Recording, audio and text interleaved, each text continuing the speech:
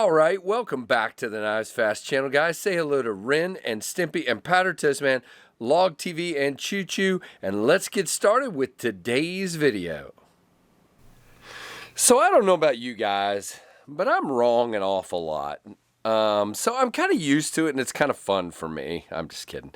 But I got to be honest and say, when I first saw the Precision Knife Works Wharnetac, which is the way I say it. I've heard people say Wharnetac, and it sounds like the Warns are attacking us. So I'm just going to say Wharnetac.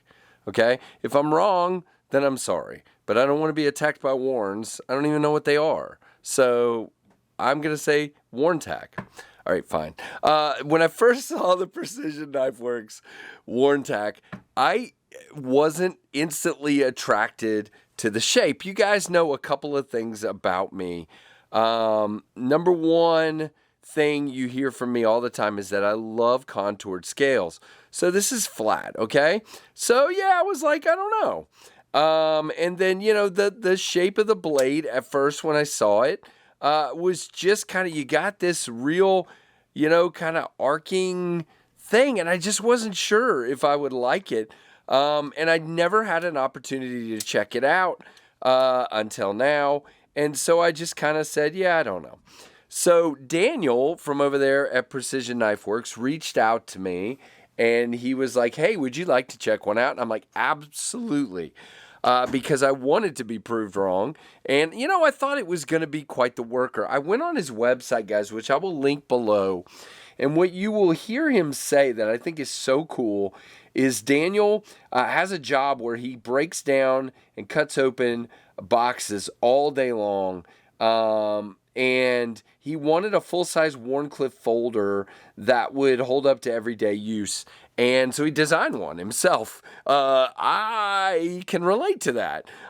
So very cool that he did that. Now, it is good to know his use case so you can really get a vibe for what he designed it for. Now, guys, first of all, I don't know if my eyes never picked up in the pictures how incredible this milling is. These are done by QSB in China, and this is absolute precision. No laugh on the Precision Knife Works here. Precision milling. This is fantastic. And then, guys, there is a nice healthy chamfer all the way around. The screws sit down in. Now, that pocket clip cover screw does stick up ever so slightly, but not bad. And that's how simple your pocket clip is. There, it's just got a little plate because it just sits, one screw, sits down in the scale, doesn't move bad. Just, you know, the typical move of a milled clip here. But it is good in and out of the pocket, nice ramp, no issues, very low profile. And just a very simple knife. Now, you do have a frame lock here, and it does have a steel lock bar interface.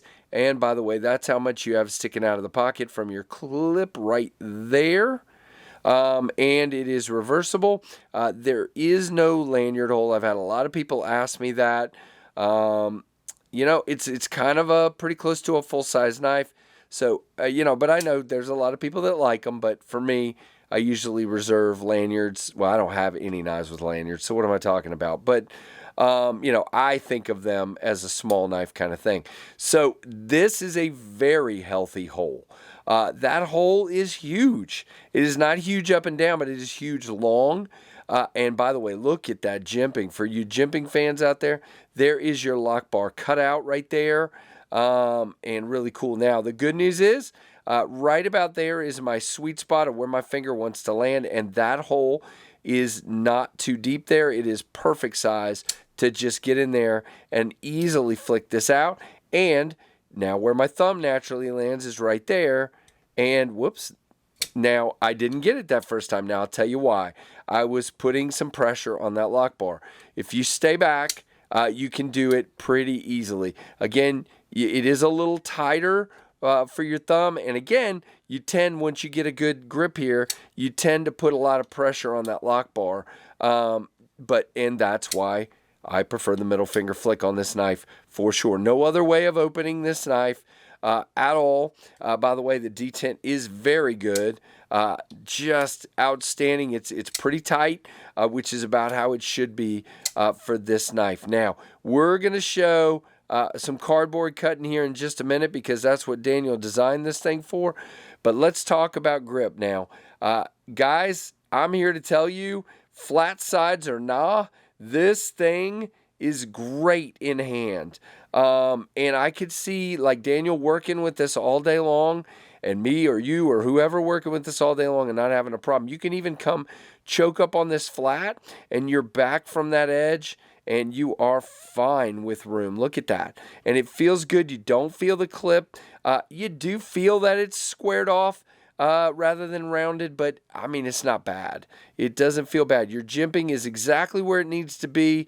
I would hope for each and every one of us it should be fine. And you do have a sharpening choil that is very well done. Nice relief for this straight Wharnetac edge with a pokey stabby tip. Really cool shape here. I mean, it looks, I don't know why I wouldn't have liked it because it's, you know, it looks like a jet or something coming through. You have a great, wow, Casey, if you can talk, satin blade. You have vertical down here in the hollow, and you have on the flats up here, you have a really nice horizontal. Now, Daniel says this is the factory hollow grind, which comes down to an edge of 0.018, which is great. We're a little, we'll talk about thickness of this in a minute, but he also offers a full hollow regrind that comes all the way up to the top of the hole here. So that is super interesting as well. Let's get a piece of cardboard here. I hurt my back yesterday working, so bear with me. Ow, okay. All right, and you can just see that what he designed it for, it's gonna do. I mean, look. So, yeah, I mean, it chews cardboard very well. It is a piercer. Whoops, I just moved my whole tray. It does pierce pretty easily, as you can see there. Sorry, made a mess. But yeah, I mean, you can see this is that. And if you wanted to use it for just about, I mean, it is sticky sharp. Very sticky sharp. It would cut paper just fine. I've done a little bit of that. Do I have a piece over here somewhere that we can use? Here's a card. I mean, yes, it's just gonna cut. It's very nice for cutting. I mean, this is just a great knife. It really is. Now I've made another mess, but let's talk about drop here. You can see pretty easy there. Drops down, shakes down, I should say. So it's not super droppy, but you can see it definitely wants to drop down. Let me clean the blade off for you guys, and then we will talk about specs and availability. Now, guys, you guys know I talk all the time as the owner and designer of Tempest Knives. And again, I don't want to make this about my company, but I talk all the time that my knife, the Microburst, is still in stock, which it is. Please go check it out. And I'm surprised because I believe this is a very useful, very cool knife. As you can see, I used the crap out of it at work yesterday. Same thing with this. I don't entirely, now that I've seen it, I don't entirely understand why this is in stock, but it is. So he's got these. I don't know how many he's got, but he definitely has them in stock. And again, they are $250. And I think for milled titanium and 20 CV steel made by QSP, I think that's a heck of a deal. It's 3.6 ounces, 3.5 inch blade, 20 CV, 59 to 61 hardness, 3.3 inch cutting edge, 4.5 inch handle, 8 inch overall length of the knife, which to me is my money size of a knife. Which is why I was like, why didn't I think I would like this? But I do. I love it. Now, the stock is 0.14 of an inch, so it starts off a little thicker, but that's how he gets this wicked hollow grind, which is just crazy. Comes down to 0.018. Very, very nice. And that's not a very tall grind. T8 hardware throughout the whole knife. All hardware and handle scales are titanium.